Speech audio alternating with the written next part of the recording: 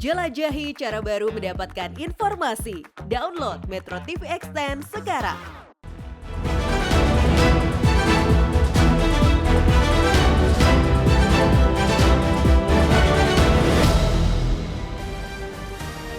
Halo, selamat malam pemirsa. Hanya dalam hitungan bulan pendaftaran Capres-Cawapres akan dibuka oleh Komisi Pemilihan Umum atau KPU.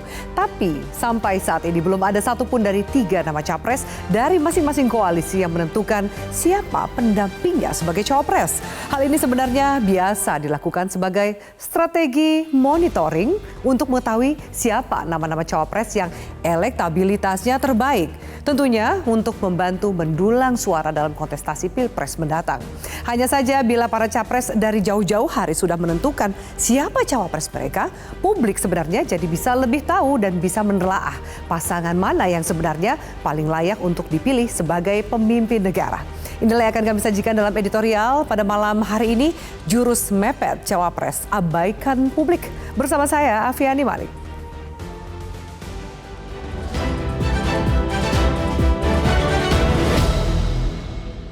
Jurus mepet Cawapres abaikan publik.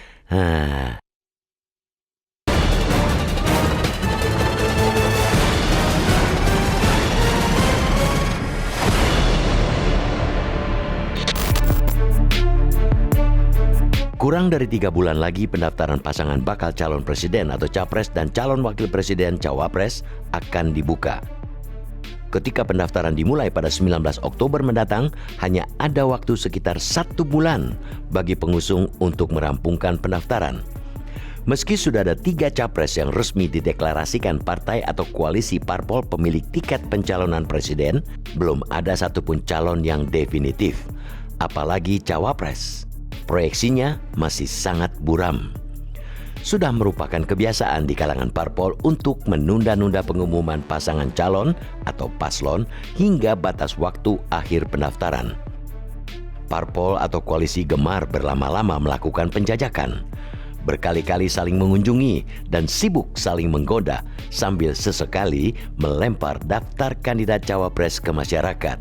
Itulah yang dilakukan. Bahkan capres pun diutak-atik oleh wacana-wacana memasangkan kandidat capres. Belakangan muncul kehebohan dengan postingan Ganjar Pranowo di akun Instagramnya bersama Ketua Umum Partai Gerindra Prabowo Subianto. Ini seolah mengisyaratkan duet Prabowo-Ganjar, kendati kemudian dibantah oleh kedua partai yang menganggap pasangan Prabowo-Ganjar atau Ganjar-Prabowo adalah hil yang mustahil. Ganjar merupakan capres yang telah dideklarasikan PDI Perjuangan, satu-satunya parpol yang memiliki cukup kursi di parlemen untuk bisa sendirian mengusung paslon capres dan cawapres. Adapun Prabowo telah diumumkan sebagai capres oleh Koalisi Kebangkitan Indonesia Raya yang beranggotakan Gerindra dan Partai Kebangkitan Bangsa atau PKB. Manuver-manuver untuk mendongkel soliditas rival pun dilancarkan secara halus. PDIP melalui Ketua DPP-nya, Puan Maharani, membeberkan 5 cawapres yang disebutnya tengah dipertimbangkan untuk mendampingi Ganjar. 2 diantaranya merupakan milik koalisi lain. Dalam daftar tersebut, ada nama Ketua Umum PKB, Muhaimin Iskandar alias Gus Muhaimin, dan Ketua Umum Partai Demokrat Agus Harimurti Yudhoyono. PKB terang-terangan mengaku merasa tergoda disebut oleh PDIP. Barangkali ketidakpastian hasil kemitraan dengan Gerindra karena Gus Muhaimin tidak kunjung dideklarasikan sebagai cawapres bagi Prabowo. Membuat PKB mulai lirik sana, lirik sini.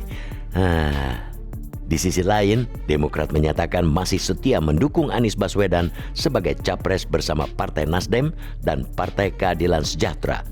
Setidaknya sampai saat ini. Tidak ada juga yang bisa memastikan kesetiaan Demokrat atau anggota lain dalam koalisi akan langgeng hingga pencapresan. Itu baru manuver dari sisi prosesi politik. Masih ada manuver-manuver lain yang dikira tidak kentara karena diselubungi proses hukum. Tentu saja, siapa yang melanggar hukum harus ditindak sesuai ketentuan perundang-undangan yang berlaku. Namun penindakan yang tebang pilih pasti akan memancing pertanyaan, terutama di tahun-tahun politik. Parpol sangat mungkin kembali mempraktikkan sistem kebut semalam dalam menetapkan paslon. Kesibukan parpol berlama-lama dalam menetapkan pasangan capres dan cawapres memang tidak menyalahi aturan pemilu. Meski begitu, partai-partai seharusnya tidak mepet-mepet mendeklarasikan pasangan capres dan cawapres agar tidak malah kepepet asal comot kandidat. Kebiasaan itu bisa dibilang mengabaikan kemanfaatan bagi publik. Kita lagi-lagi perlu juga mengingatkan bahwa pemilih akan lebih diuntungkan bila lebih dini mengetahui siapa-siapa capres dan cawapres yang bisa mereka pilih dalam pemilu 14 Februari 2024. Publik bakal punya lebih banyak waktu untuk menimbang-nimbang pilihannya dengan matang.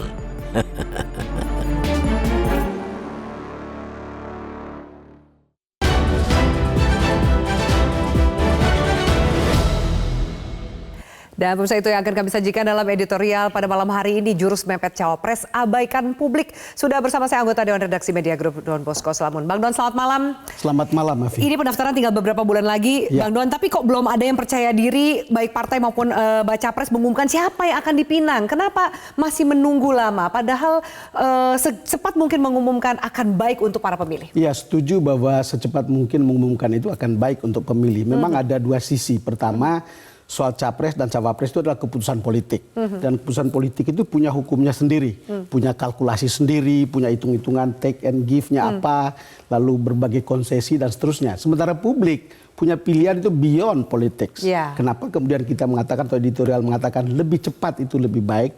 Nah, sekarang kenapa? Karena pilihan publik itu kan sederhana. Ya. Saya butuh pemimpin yang bersih, saya butuh pemimpin yang capable, saya butuh pemimpin yang jujur, saya pingin pemimpin yang menurut hati saya dia ini orang baik dan seterusnya. Ya. Jadi di luar dari kalkulasi-kalkulasi politik. Dan Ya. itu butuh waktu begitu. Dan sekarang partai-partai politik masih dalam pendekatan, masih ngobrol-ngobrol, ada saling sindir, ada Saling goda. yang saling goda, ya kira-kira begitu. Ya. Ya, kita selalu bilang lebih cepat lebih baik sebetulnya untuk memberi kesempatan kepada publik. Ya sekali lagi seperti tadi dibilang itu ada surveinya. Ya. Survei untuk seperti apa sih publik itu memilih gitu. Betul. Saya bacakan Ya, ada silakan. kriteria menurut kata data Insight Center di Ya. bulan Februari 2023, Bang Don. Ya. Kriteria capres-cawapres yang diharapkan oleh publik pertama adalah merakyat. Betul. Kemudian cerdas Ya. dan kinerjanya sudah terbukti, Itu termasuk betul. juga tegas. Itu betul. Tapi ternyata itu kriteria untuk publik. Itu Kriteria untuk capres dan koalisinya aspeknya berbeda banget. Ada elektabilitas, ideologis, mau religius, nasionalis, termasuk juga urusan logistik. Ya, dan yang jadi persoalan untuk kita kan adalah apakah pilihan politik ini inline dengan pilihan publik. Ya. Kan itu selalu jadi soal. Ya. Dan di beberapa daerah kita lihat bagaimana pilihan politik berbeda dengan hati rakyat yang kemudian kita lihat kepemimpinannya tidak sukses atau kemudian tidak dipilih lagi. Ya. Bahkan kemudian rakyat itu menghukumnya dengan misalnya kalau dia maju lagi malah Turun suaranya. turun Ya. jauh begitu. Kira-kira itulah cara rakyat merespon. Ya. Dan untuk kita adalah bahwa selalu penting keputusan politik itu harus inline dengan ke aspirasi publik atau keputusan publik atau keinginan publik. Itu sebetulnya yang kita inginkan. Dan diinginkan oleh publik seperti yang ada di survei. Ya. Itu poll tracking juga punya survei tentang itu gitu. Antara lain yaitu pingin yang jujur, pingin yang bersih, pingin adil, orang yang punya pengalaman, menjadi capable dan seterusnya. Padahal di bursa cawapres orang-orang ini sepertinya masuk kriteria, Bang. Tapi kenapa belum juga ada yang memutuskan? Atau takut strateginya ketahuan jika ternyata ngumumin duluan? Sangat menarik itu karena kemudian kan umumkan duluan itu ada bisa baik tapi bisa juga negatif. Umumkan belakangan ada positifnya ada negatifnya. Ya. Tapi kalau kita lihat figur-figur yang sudah ada Ya. itu sangat menarik kalau kita lihat elektabilitas Erick Thohir belakangan. Dalam 3 bulan bulan Juni dan bulan Juli itu memperlihatkan elektabilitasnya di atas Pak Ridwan Kamil, di atas Sandiaga Uno yang sebelumnya adalah dua besar gitu. Tetapi kalau lihat dari surveinya, indikator politik itu, ya memperlihatkan sebetulnya karena kinerja dia sebagai ketua umum PSSI. Poinnya adalah publik kita itu tahu track record itu penting. Jadi di atas kata-kata. Kemudian apa yang kita buat itu adalah nyata untuk dilihat oleh publik, berdampak. Lalu kemudian mereka lihat, oh ini gitu. Andai kata misalnya Pak Erick Thohir bukan ketua PSSI dengan kinerja yang seperti diperlihatkan, belum tentu. Belum tentu bisa meloncat ke urutan teratas. Jadi pada akhirnya kita lihat publik itu melihat seperti itu.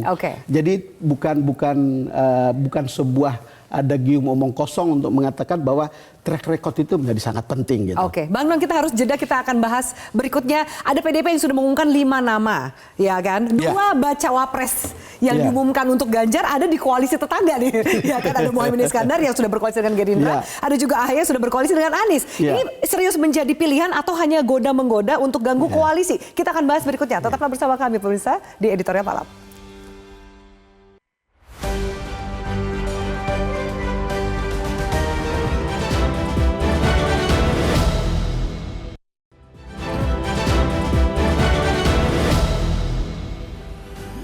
Ya, baik pemirsa, ini kami tampilkan menurut hasil survei Indikator Politik Indonesia, siapa yang paling pantas sebagai cawapres. Nah, seperti disampaikan oleh Bang Don tadi, nama Erick Thohir tertinggi 19%, lalu kemudian disusul Ridwan Kamil 16,7%, lalu ada Sandiaga Uno 14%, dan AHY 11,6%. Nah, yang fenomenal itu karena Erick naik jadi peringkat 1 begitu. Baik. Masuk ke 3 besar. Langsung meloncat ya, padahal sebelumnya dari Ridwan Kamil yang berada di posisi teratas gitu. Anggaplah kemudian ini adalah nama-nama yang masuk ke dalam bursa yang paling sering dicomblang-comblangin oleh Ganjar dan juga Prabowo. Kalau kita lihat dari PDIP sendiri, diumumkan ada sejumlah nama, tapi 2 nama yang diumumkan 5 nama sudah disebut sama Ibu Puan. 5 nama sama Mbak Puan. Ada 2 nama Muhaimin Iskandar dan juga AHY, tapi koalisi sebelah. Ini apa maksudnya, Mbak? Membaca strategi politik sebelum mereka mengumumkan. Nah, kalau kita lihat itu yang paling menarik itu kan posisinya Erick Thohir. Jadi ada, kalau kita, ini kan bukan rahasia bahwa Pak Jokowi itu ingin Pak Erick Thohir jadi cawapres. Kalau tidak di Ganjar, jadi Prabowo. Gitu. Kira-kira begitu. Tapi menurut saya gagasan pokoknya itu untuk dibawa ke Ganjar. Gitu. Kenapa? Kalau lihat proses cara Pak Jokowi berpolitik, misalnya KIB dulu untuk Ganjar, tapi setelah PDIP deklarasi, udah KIB nggak ada perlunya lagi. Sekarang Ganjar, kalau tidak di PDIP dibawa ke Prabowo. Kalau kemudian PDIP akan berpikir kalau Ganjar kalau Erick Thohir punya elektabilitas makin tinggi, rasa-rasanya juga akan berpikir mungkin searah dengan Pak Jokowi untuk kemudian terima seorang Erick di situ gitu. Tapi kan yang menarik, Afi, kan sebelumnya kan Pak Jokowi itu kan mengatakan dengan terus terang. Lalu kemudian dikritik cawe-cawe. Sekarang Pak Jokowi itu tidak perlu ada kata-kata, dia bawa Prabowo. Seperti yang ada gambar di layar Ganjar, gitu kan. Ini kan ketemu nih, Erick Thohir ketemu dengan Ganjar dan Prabowo. Bahkan nah di gambar ini juga Bang Doni, Prabowo dan Erick Thohir menyetiri Bu Iriana dan Pak Jokowi. Iya, Erick sama Prabowo. Jadi kalau kita lihat seperti ini kan sinyal yang diberikan oleh Pak Jokowi atau simbol untuk mengatakan ya kalau tidak di sini gitu. Walaupun kita tahu mestinya pada akhirnya kan akan pilihan itu menurut saya akan ke PDIP. Tapi apakah PDIP terima kita belum tahu. Tapi ini proses di mana kemudian menciptakan bargaining untuk kemudian dapatkan tempat untuk seorang Erick Thohir yang sudah lama sebetulnya jadi favorit. Tapi bagaimana dengan nama lain yang juga sebenarnya masih ada waktu untuk mengejar? Ada Ridwan Kamil, ada Sandiaga Uno yang juga Sandiaga Uno ini sampai pindah dari Gerindra ke P3 loh untuk kemudian bisa masuk ke bursa cawapres. Semua terbuka. Makanya sekarang saya rasa yang diusahakan itu adalah kalian harus berusaha sekuat mungkin untuk punya elektabilitas sangat tinggi. Kalau bisa dapat 50% itu akan sangat bagus. Itu kan menjadi sangat seksi. Jadi seperti kalau misalnya ada seseorang 50% itu sama seperti sebuah merek teh botol itu loh. Siapapun capresnya, cawapresnya adalah beliau. X gitu, kira-kira gitu loh. Tapi kalau kita lihat sebenarnya bisa dikatakan Ganjar dan Prabowo ini lebih banyak pilihan ya jika melirik ke bursa cawapres karena kebanyakan adalah bagian dari koalisi. Bagaimana dengan Anies Baswedan sendiri, Bang Don? Karena jelas Intens ketemu dengan AHY, kemudian kemarin bertemu dengan Susi Pujiastuti, orang masih menunggu kapan nih pengumumannya? Ya ini kan masih proses penjajakan semuanya. Jadi kemudian kita lihat jangan-jangan nanti baru akan terjadi di menit-menit terakhir. Cuman kalau itu terjadi di menit-menit terakhir kan semua saling ngintip, saling mengunci gitu kan problem kita tadi kan untuk kepentingan publik. Untuk publik itu apapun hitungan kalian, tapi kita yang akan menentukan, dan pilihan kita adalah menurut surveinya seperti yang kita sebut tadi itu, seperti yang Afi sebutkan tadi, jujur, bersih, capable, apalagi orang merasa ada di hati kita gitu, di hati rakyat gitu. Tapi nama Bu Susi ini baru muncul nih, nggak terlalu tinggi di bursa tapi jadi viral pertemuan Anies dengan Bu Susi ini. Jangan-jangan ini kejutan yang dikatakan oleh Mas Anies bahwa nanti akan ada kejutan yang menjadi pendampingnya. Possibility-nya tetap tapi terbuka. Bagaimana dengan AHY? Bagaimana dengan AHY? Ya, yang menempel terus dengan Anies? Kan bisa saja akan ada perundingan tertentu kan, kalau bukan cawapres apa gitu, apakah itu diterima atau tidak, itu kan tergantung kepiawaian para parpol untuk bisa membuat itu jalan. Para elit maksud, ya udah benar kamu merumuskan para elit parpol. Oke, Bang Don, kita lanjutkan sesaat lagi diskusi kita yang menarik ini. Pemirsa tetaplah bersama kami akan segera kembali usai jeda. Tetaplah di Metro TV.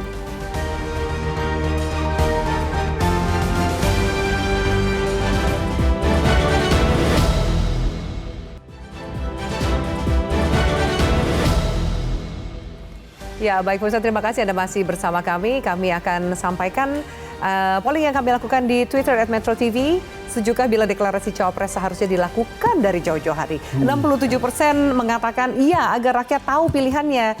Nah, aspirasi juga sempat kemudian di Instagram bahkan angkanya lebih tinggi dari ini. Hampir 100% Bang Don. Jadi sebenarnya ini perlu dilihat oleh parpol. Betul. Karena masyarakat ingin secepatnya dilakukan deklarasi pasangan itu agar tahu pilihan mereka apa. Itu betul. Dan kepentingan publik itu kan adalah bahwa itu betul-betul inline dengan aspirasi mereka. Betul.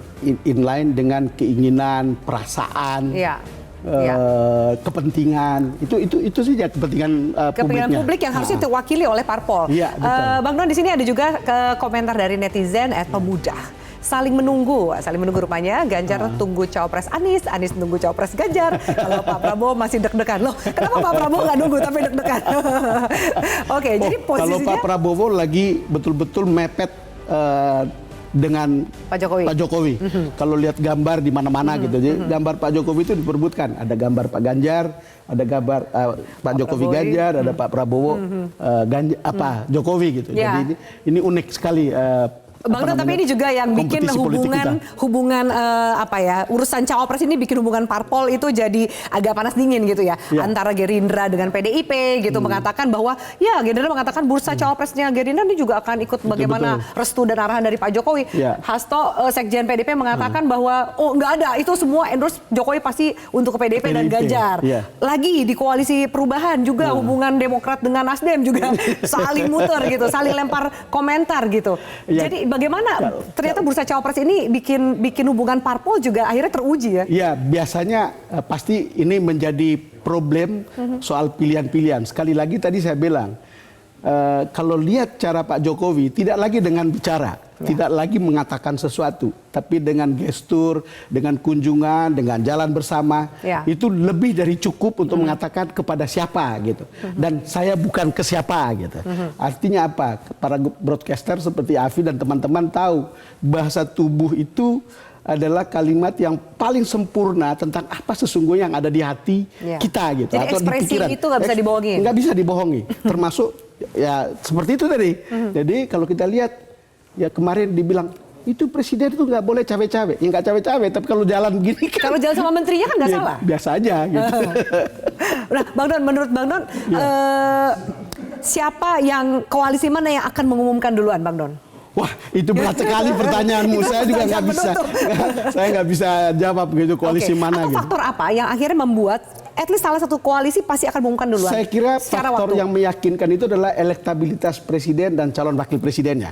Kalau mereka sudah sangat firm, pasti ambil itu. Makanya para capres harus berlomba untuk mendapatkan elektabilitas yang tinggi untuk kemudian dilirik oleh capres. Atau jangan-jangan menunggu keputusan MK soal batas usia. Siapa tahu Gibran putra presiden ini bisa masuk dalam bursa cawapres? Itu kemungkinan, tapi menurut saya pasti tidak didesain misalnya Gibran untuk jadi cawapres gitu kan. Mungkin terlalu muda.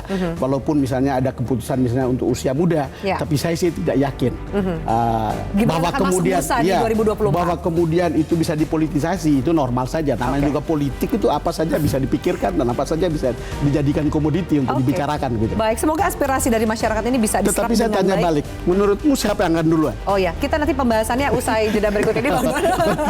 Kita tidak boleh mendahului para elit parpol. Terima kasih banyak, Bang Don, atas waktu dan diskusi Sama-sama, kita. Dan juga pemirsa, terima kasih atas atensi Anda. Saya Firman Malik undur diri. Selamat malam. Sampai jumpa.